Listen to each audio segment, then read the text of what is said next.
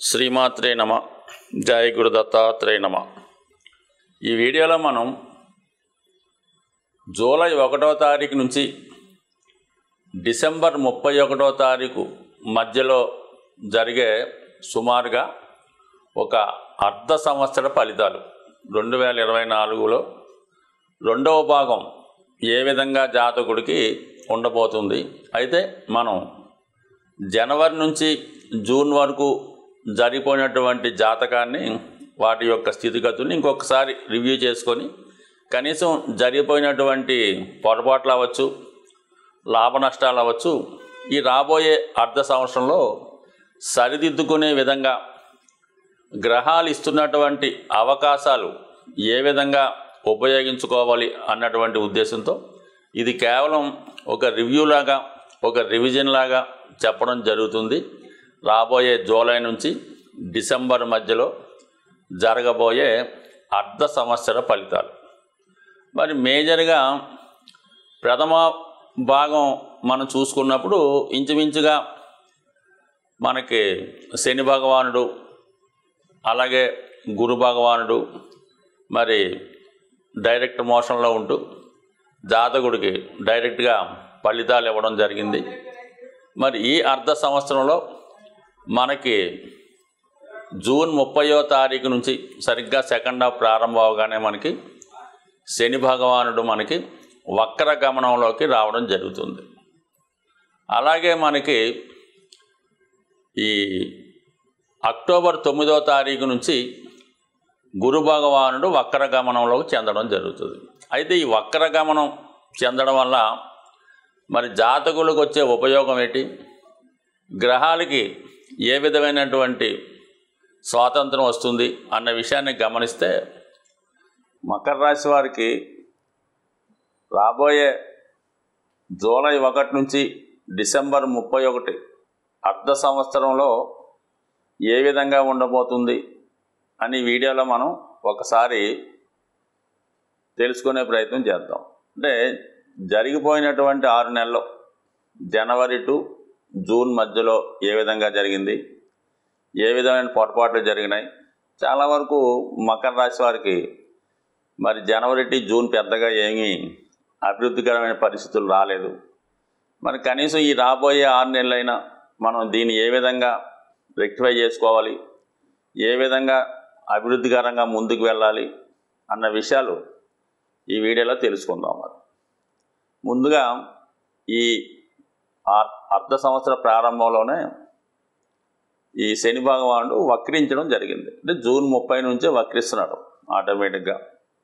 అయితే ఇది ఈ రాశి వారికి కొంతవరకు ఇబ్బందికరమైన పరిస్థితులు రావడం జరుగుతాయి. ఏ విధంగా అంటే ఆల్రెడీ 2వ స్థానంలో సంచరిస్తూ మరి కొంతకాలంగా నెమ్మదిగా అభివృద్ధి పరంగా వెళ్తూ ఉంటుంది. ఎందుకంటే శని వెళ్ళిపోయే ముందు మంచి చేస్తాడు కాబట్టి గతంలో పోగొట్టుకున్నవన్నీ తిరిగి ఇవ్వడం జరుగుతూ ఉంటుంది. ఆ విధంగా వెళుతున్న స్థితిలో మళ్ళీ సడన్గా వక్రగమనం పొందడం జరుగుతుంది. మళ్ళీ సేమ్ యాస్టీజ్గా జన్మశని మీదకి ప్రభావం రావడం వల్ల గతంలో చేసినటువంటి మిస్టేక్స్ ఏమైనా మనం ఏదైనా కొనుగోలు చేసి రుణ ప్రయత్నం చేసి ఉంటే అవి ఆగిపోయి ఉంటాయి. కొన్ని పనులు సగంలో ఆగిపోయి ఉంటాయి. అలాగే కొన్ని బాధ్యతలు తీర్చుకోకుండా మనం ముందుకెళ్ళే ప్రయత్నం చేస్తుంటాం. కాబట్టి ముఖ్యంగా సొంత బాధ్యతలు అంటే వివాహ సంబంధించిన బాధ్యతలు కానీ, పిల్లల యొక్క చదువు, వాళ్ళ యొక్క వివాహాలు, ఇవన్నీ కూడా కొంతవరకు మళ్ళీ ఇంకొకసారి పునఃపరిశీలించి వాటి మీద గట్టి దృష్టి పెట్టాలనే ప్రయత్నంలో మళ్ళా జాతకుడు తన యొక్క తీవ్రమైనటువంటి కృషిని మొదలు పెట్టడం జరుగుతుంది. ఈ మొదలు పెట్టడంలో జాతకుడికి అనూహ్యంగా అక్టోబర్ 9, ఖచ్చితంగా డేట్ గుర్తుపెట్టుకోండి, అక్టోబర్ 9 తర్వాత మరి వీళ్ళకి ఖచ్చితంగా చాలా మంచి కార్యక్రమాలు స్టార్ట్ అవుతాయి అన్నమాట. మరి మనకి ముఖ్యంగా పిల్లల యొక్క అభివృద్ధి, కుటుంబంలో జరిగిన శుభకార్యాలు 100% జరుగుతాయి. అయితే ఇదే సమయంలో జాతకుడికి వర్క్ బర్డెన్ పెరుగుతూ ఉంటుంది. గతంలో చేసిన పని గంటల కన్నా అదనపు పని గంటలు చేయవలసి రావడం, ఇతరులు చేయవలసిన బాధ్యతలు కూడా జాతకుడి మీదకి రావడం జరుగుతూ ఉంటుంది. సో ఖచ్చితంగా ఉద్యోగపరమైన బాధ్యతలు పెరుగుతాయి. స్వతంత్ర వృత్తిలో ఉన్న వాళ్ళకి కూడా తప్పనిసరిగా ఇష్టం ఉన్నా లేకపోయినా అదనపు పని గంటలు చేయవలసి ఉంటుంది. సో ఇది ఖచ్చితంగా జాతకుడి యొక్క సామర్థ్యాన్ని పెంచుతుంది. అయితే ఆదాయపరంగా పెద్దగా ఏమీ పెరగకపోవచ్చు, కానీ దాని ప్రతిఫలం చివరిలో మళ్ళీ మనకి ఇంచుమించుగా ఈ శని భగవానుడు మనకి నవంబరు 15వ తారీఖు తర్వాత దాని ఫలితాన్ని ఇవ్వడం జరుగుతూ ఉంటుంది. ఇక గురు భగవానుడు 5వ స్థానంలో సంచరించడం కొంతవరకు ఈ జాతకులకి చాలా వరకు ఏదన్నా ఆపద సమయంలో ఎవరో ఒకరు సమయానికి మిమ్మల్ని ఆదుకోవడం, అది గురువుల, తండ్రుల, పిల్లల, మీ దగ్గర చదువుకునే శిష్యుల, మీ ఫాలోవర్స్ ఎవరైనా సరే సమయానుకూలంగా మిమ్మల్ని అబ్జర్వ్ చేస్తుంటూ మీ యొక్క చికాకుల నుంచి, కష్టాల నుంచి బయటపడే విధంగా వాళ్ళు మీకు సహాయపడుతూ ఉంటారు. అయితే మనకి ఈ అక్టోబర్ 9 తర్వాత వక్ర గమనంలోకి రావడం ఇంకా కొంత ఉపయోగం పడుతుంది. ఇప్పుడు ఏమవుతుందంటే ప్రస్తుతం 5వ స్థానంలో మనకి లక్ష్మీ స్థానంలో ఉండి లక్ష్మీ అనుగ్రహాన్ని కలిగిస్తూ ఉంటాయి. 4వ స్థానంలో ఫలితం కూడా ఇస్తాడు మనకి అక్టోబర్ 9 తర్వాత. అంటే మనకి కేంద్రం కోణం రెండు, అటు విష్ణు లక్ష్మీ ఫలితాలు యాక్టివేట్ అవ్వడం వల్ల 100% జాతకుడికి మరి అక్టోబర్ 9 తర్వాత ఇంచుమించుగా సంవత్సరం ఎండింగ్ వరకు కూడా జాతకుడికి గృహంలో ఉన్నటువంటి సమస్యలు పరిష్కారం అవుతాయి. విద్యార్థులకి ఉన్నత విద్యా యోగం ఏర్పడుతూ ఉంటుంది. సో ఎటువంటి ఇబ్బంది ఉన్నా ఖచ్చితంగా సాల్వ్ అవుతుంది. ముఖ్యంగా ధనం మంచి కార్యక్రమాల కొరకు ఇన్వెస్ట్ చేస్తారు, అంటే దానికి తగు విధమైన ధనం కూడా వస్తుంటుంది. ఒకటి గృహ నిర్మాణం కొరకు, 2 విద్యార్థుల చదువు కొరకు కూడా ఇది అభివృద్ధికరంగా ఉంటుంది. మరీ ముఖ్యంగా ఏంటంటే సంతానం కొరకు ఎవరన్నా ప్రయత్నం చేస్తూ ఉంటే వాళ్ళకి ఎంతంటే మనకి కొందరు జాతకాల్లో గురువు వక్రించి ఉంటాడు. ఇంచుమించుగా ప్రతి సంవత్సరం కూడా ఇంచుమించుగా గురువు ఒక 3 నెలల పాటు వక్రిస్తుంటాడు. కాబట్టి ప్రతి సంవత్సరంలో పుట్టిన ప్రతి ఒక్కళ్ళు 4వ వంతు మంది జాతకంలో గురుగ్రహం వక్రించి ఉంటుంది. గురుగ్రహం వక్రించి ఉన్న వారి జాతకాల్లో సంతానం కలగడంలో కొంత ఇబ్బంది కలుగుతూ ఉంటుంది అన్నమాట. ఏదో అబార్షన్ అవ్వడం కానీ, సంతానం డిలే అవ్వడం కానీ, ఏదో కారణం వల్ల డిలే అవుతుంటుంది. అటువంటి వాళ్ళు పిల్లల కోసం ప్రయత్నం చేస్తుంటే అక్టోబర్ 9 తర్వాత మీకు సంతాన యోగం కలిగే అవకాశం ఉంటుంది. అలాగే చాలా సింపుల్గా ఏంటంటే మనకి ఈ జూలై 12 తర్వాత నుంచి ఆగస్టు 26 మధ్యలో మీకు కుజుడు కూడా 5వ భావంలోకి వెళ్తూ ఉంటాడు లాభాధిపతిగా. ఇవన్నీ కూడా మీ యొక్క సంతానం యొక్క అభివృద్ధి, మీకు కొంతవరకు వాళ్ళకి ఏదైనా ఉపాధి అవకాశాలు కల్పించడం, వాళ్ళ అభివృద్ధికరంగా ఉండడం జరిగే అవకాశం ఉంటుంది. కాబట్టి ఇది కొంతవరకు మీకు బాగుంటుంది. బట్ ఏదైనా జరిగిపోయిన 6 నెలల కన్నా రాబోయే 6 నెలలు అనుకూలంగా ఉంటుంది. కానీ ఎట్టి పరిస్థితుల్లో కూడా మిత్రుల యొక్క సలహాతో కానీ, ఇతరుల ప్రోత్సాహంతో కానీ, ఈజీ మనీకి అలవాటు పడడం కానీ, అలాగే జోదం సంబంధించింది కానీ, లేదంటే ఆన్లైన్ గేమ్స్ సంబంధించిన వాటికి జోలికి వెళ్లకుండా మీరు ఏ విధంగా పోగొట్టుకుని ఉండొచ్చు, కానీ తిరిగి అదే విషయంలో సంపాదించాలనే భ్రమ మానివేసి మీకు భగవంతుడు వేరే మార్గంలో ఇచ్చే ప్రయత్నం చేస్తాడు. కాబట్టి ఈ విధమైనటువంటి ధనానికి ఎట్టి పరిస్థితుల్లో కూడా ఆశపోకుండా, వాటి మీద వ్యామోహం పెంచుకోకుండా నిజాయితీ మార్గంలో మీ యొక్క టాలెంట్ను రుజువు చేసుకుంటే 100% మీరు గతంలో పోగొట్టుకున్న ధనం మరి ఈ రాబోయే 6 నెలల్లో వేరే మార్గం ద్వారా పొందే అవకాశం ఉంటుంది. జాతకుడు తీసుకోవాల్సినటువంటి జాగ్రత్తలు, పరిహారాలు, మనం ఏదైనా జాతకపరమైన సమస్యలున్నా, గోచారానికి సంబంధించిన సమస్యలున్నా వాటికి సంబంధించినటువంటి పరిహారాలు చేసుకోవడం వల్ల కొంతవరకు వాటి యొక్క తీవ్రత తగ్గడం జరుగుతుంది. ముఖ్యంగా అన్ని రాశుల వారికి కావలసింది గురుగ్రహ అనుగ్రహం. ఏ భావంలో గురువు ఉన్నా ఖచ్చితంగా ఆ భావాలకు సంబంధించినటువంటి మంచి ఫలితాలు ఇవ్వడం జరుగుతూ ఉంటుంది.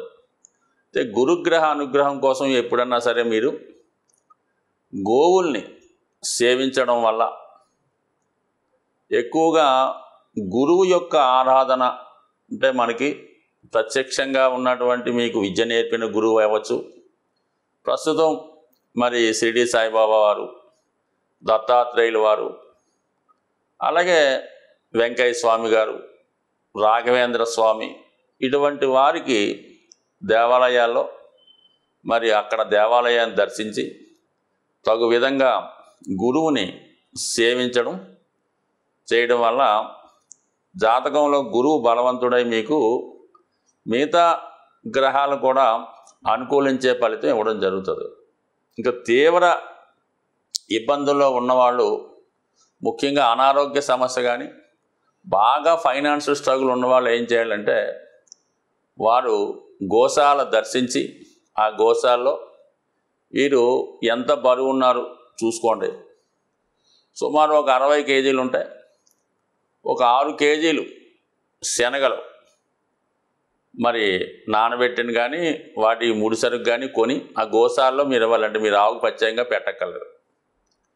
మీ వెయిట్కి 10వ వంతు బరువు ఉన్నది ఇవ్వడం చేయడం వల్ల, లేదంటే ఎక్కువగా మీకు ఆర్థికపరమైన సమస్యలు ఉన్నాయి, ఏ విధంగా కూడా ముందుకు వెళ్ళడం లేదు, ఈ పెళ్లి సంబంధించిన సమస్యలు, స్థిరాస్తి గొడవలు ఇవన్నీ కూడా కామన్గా ఉంటాయి అందరికీ.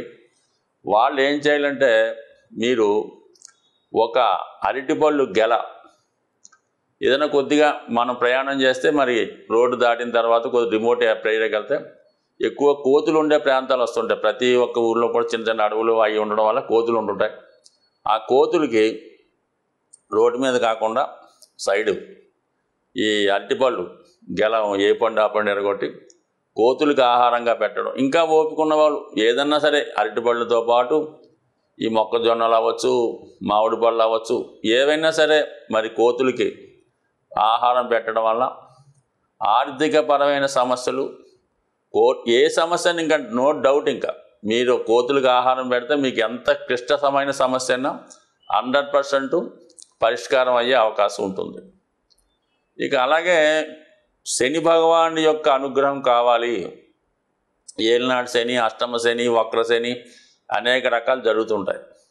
ఎప్పుడన్నా సరే మీరు శని భగవాన్ అనుగ్రహం కావాలంటే కేవలం శనికి తైలాభిషేకం, అలాగే శివుడికి రుద్రాభిషేకం కామన్గా చేసుకోవచ్చు. కానీ ఫిజికల్గా కూడా మీరు కష్టపడవలసి ఉంటుంది.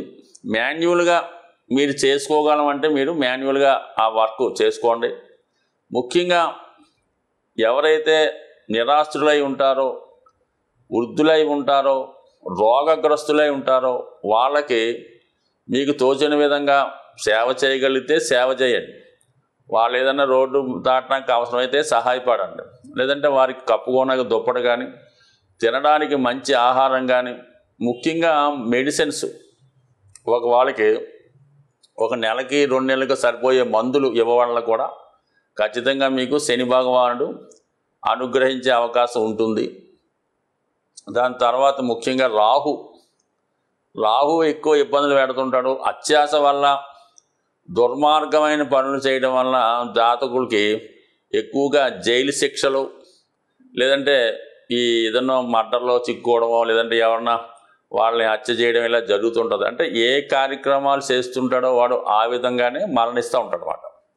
సో అటువంటిది వాటికి రాహు కారణం అవుతుంటాడు. కాబట్టి రాహు యొక్క తీవ్రత తగ్గాలంటే కంపల్సరిగా మరి అమ్మవారి యొక్క ఆరాధన చేసుకోవడం, చండీ హోమం లాంటివి చేసుకోవడం మంచిది. కొద్దిగా ఇబ్బందికరంగా ఉన్న రాహు ఇబ్బందుల నుంచి తప్పుకోవాలనుకుంటే బాగా కార్మికులు లాంటి వాళ్ళకి, కొద్దిగా అలవాటు ఉన్న వాళ్ళకి ఒక క్వార్టర్ మందు బాటిల్, ఒక బిర్యానీ ప్యాకెట్టు ఇవ్వడం వల్ల రాహు ప్రీతి చెందే అవకాశం ఉంది. సో ఇది ఒక విధమైనటువంటి తాంత్రిక రెమెడీగాను, లాల్ కితాబ్ రెమెడీగాను పనిచేసే అవకాశం ఉంది. ఇదో ఏదైనా రెమెడీ అన్నది ఖచ్చితంగా పనిచేస్తుంది. అది కూడా మన కర్మను బట్టి, ఈవేళ రేపా ఎల్లుండి అన్నది అది మీ చేసే విధానాన్ని బట్టి, మీ జాతకాన్ని బట్టి కూడా ఉంటుంది. బ్యాంకులో దాచిన ధనం ఏ విధంగా సేఫ్గా ఉంటుందో మనం చేసినటువంటి ప్రతి పరిహారం కూడా అలాగే నిక్షిప్తమై ఉంటుంది. అవసరమైనప్పుడు దాని ఫలితం వచ్చి మీకు దాని యొక్క ఫలితం అందడం జరుగుతుంది. ఏదైనా కర్మ అనుభవించిన తర్వాతే మన యొక్క రెమెడీ యొక్క ఫలితం కూడా అందుతుంది. అయితే పెద్ద సమస్య చిన్న సమస్యతో పోయే అవకాశం ఉంటుంది. స్వస్తి.